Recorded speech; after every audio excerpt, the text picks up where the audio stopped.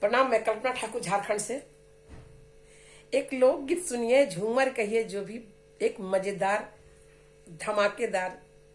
झूमर सुन लीजिए फगुआ में। अरे सासु मारेली में हनवा कहिया अइबा पियावा,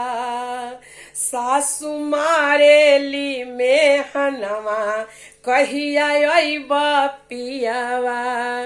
कहिया अइबा पियावा हो कहिया अइबा पियावा,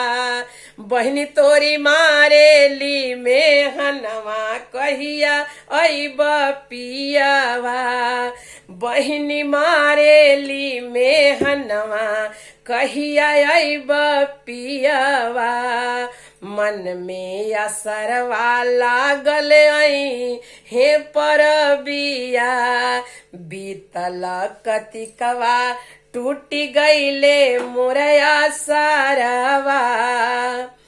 अरे अइले फगुनवा होलिया अइले पियावा,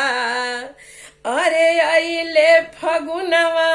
होलिया अइले पियावा, सासु मारेली में हनवा कहिया अइबा पियावा, सासु मारेली में हनवा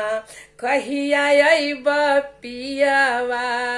सासु जी के बोलिया मोरा सलेला करे जवा, अरे के करा से कहूँ दिल के हलिया पियावा, अरे के करा से कहूँ दिल के हलिया पियावा, बहनी मारेली में हनवा कहिया अइबा पियावा, मैया तोर मारेली में हनवा कहिया अइबा पियावा, एको बार जाए दिल बाबा के आगानवा, छूटी गईले हमरो नई हरवा पियावा, सासु मारेली में हनवा कहिया अइबा पियावा, सासु मारेली में हनवा कहिया अइबा पियावा।